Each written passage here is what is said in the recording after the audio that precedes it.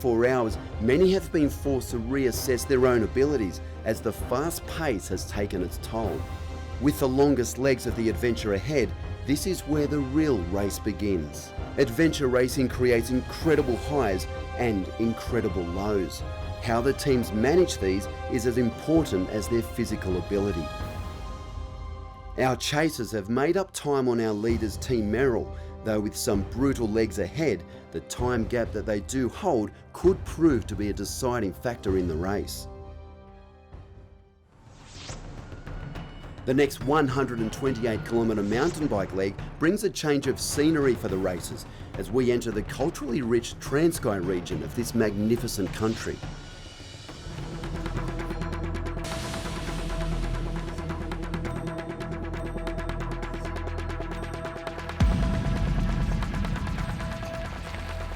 The longest sleep I got in one go was probably only an hour. So I still rested, but obviously it would have been nice to have had a solid 3.5 without waking up. That's what I mean by sort of not having slept that well. Whether it comes back to haunt us a little bit tonight, possibly. I think we'll probably still get some sleep monsters tonight, even though we've had the sleep now. It's just the nature of the sport. I don't know, I think your body just goes into overdrive. You know, like you go, and when you want to actually relax, you can't handle. We don't really want to go into the second part of the race feeling the tired, but we're going to. I mean, regardless, we can't change it. If we are, and we're all going to sleep monsters tonight, we're just going to pull over, stop for a little bit, sleep, get warm, and then carry on going. That's just how this kind of racing goes.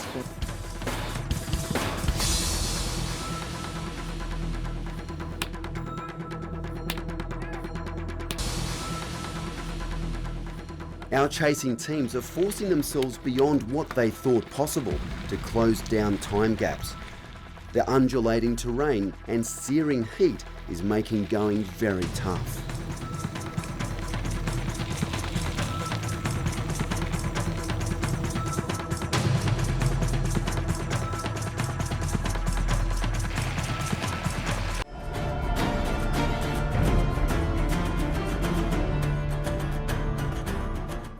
We are about halfway through our 120 kilometer cycle. It's quite a fun bike leg actually. Lots of sort of little tracks and even single track here and there. Going quite well so far. Nice to have had a few hours rest at the halfway stop. Well, I'm not going to say I felt refreshed, no, but I definitely felt that I wasn't as fatigued as I was coming into the transition. And I think without that sleep I would be pretty delirious by now. The relentless ups and downs, and steep ups and long ups. This is like kilometer 250 I think or so on the bike. My brain's not really functioning at the moment.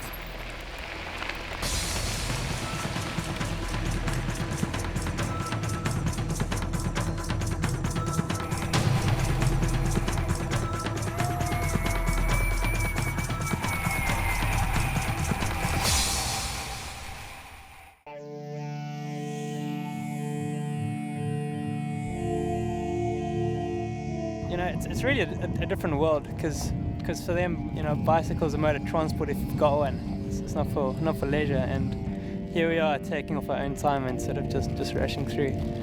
I think the blue shirts help. They seem to know we're all together, so you can point to the blue shirts. But yeah, it's been an amazing change from the other bike ride, which was through sort of traditional farmland. Here now we tribal communal land, so. It's all just communities with their goats and that sort of things running around, but incredibly friendly.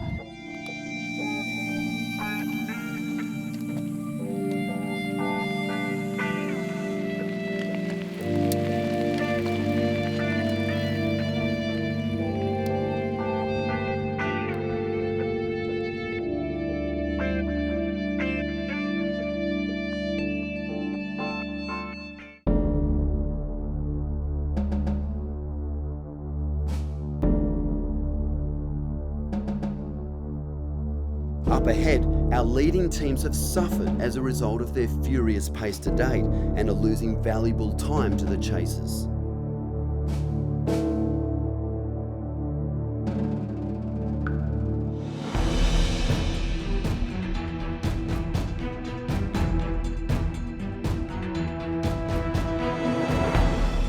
With teams now inside of one another, their efforts start to pay off.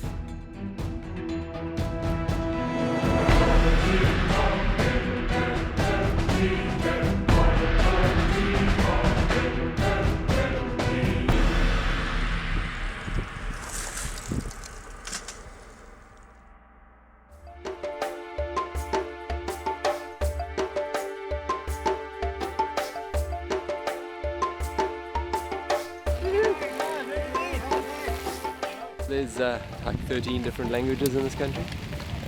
We speak in Xhosa, which is the local language over here, which helps me a lot with finding directions and that as well.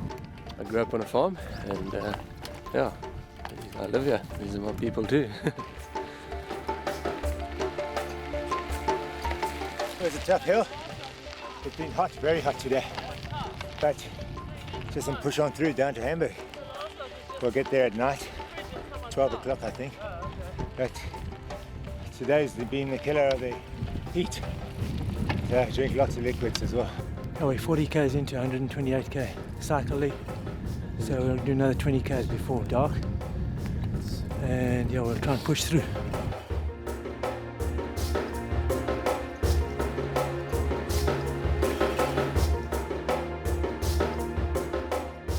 A lot of kids here that are with smiles from ear to ear. It's awesome, man. It really is like it out here. I love it. It really is cool. In places like this, we come through, yeah, but you never experience it like this. You don't get stuck in and get exposed to it properly like this.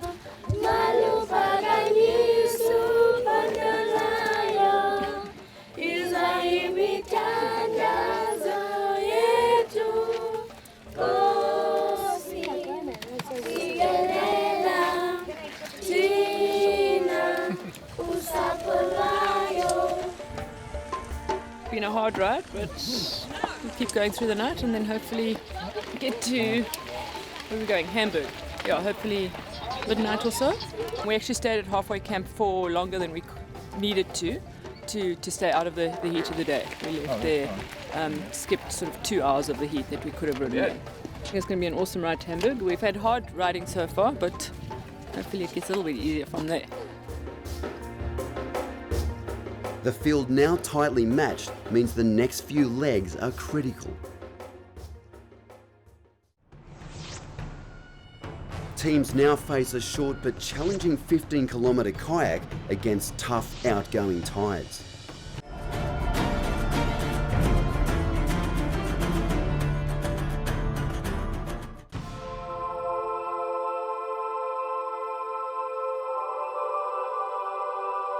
I mean, I'm feeling absolutely fine. I'm just struggling with really bad blisters on my feet.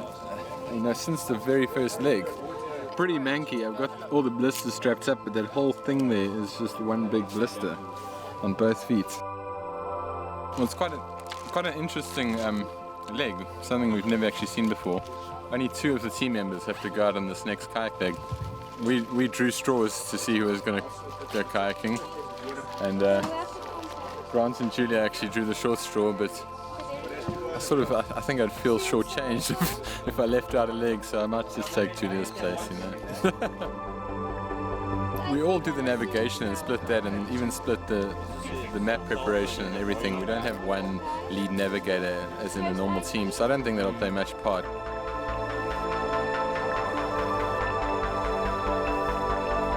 I don't mind the bike at all, and even the kayak is fine. But that trick, I'm just going to have to grin and bear it, I suppose. The good news is that after that it's sort of a short-ish, relatively short mountain bike leg. It feels nice to have that big bike leg out the way, because now we really feel like we're into the business end of the race, and you know, even when we're at the halfway point, it didn't quite feel like halfway, because we knew we still had these 2 massive legs ahead of us. Now I think we sort of got most of it under the belt. You got to race the course, and the course is still long. I mean, this paddle is going to be epic, and this hike tonight is going to be, yeah, I think it's make or break. We're obviously going to do most of it in the dark, and so the nav's going to be tricky in the sand dunes. So yeah, you got to race the course, Sam. You can't race each other. After a brutal adventure so far, the racers now go head-to-head on a staggering final 63-kilometre trek through some of the harshest coastline on Earth.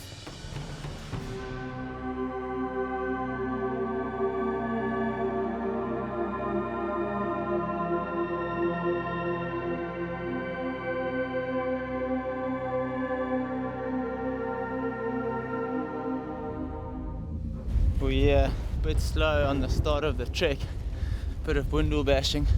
What's tricky was you see the CP and you sort of assume that it's guiding you in the right direction, but it's not always the case. You know, it's one or the other, so after a while of trying lots of routes, you just got to go straight, and that normally works the best. We had to go through some very, very thick shrub to get back onto the beach, and then some thick shrub to get through the rivers. So this is our new version of bushwhacking. It seems to be a whole lot quicker, easier, faster. Like going through this really thick bush on either side of us.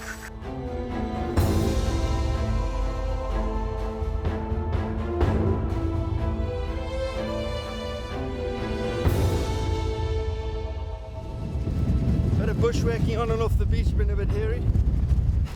Don't know how far they are behind us. We know we got to leave, but anything could have happened. So we just keep running, just in case.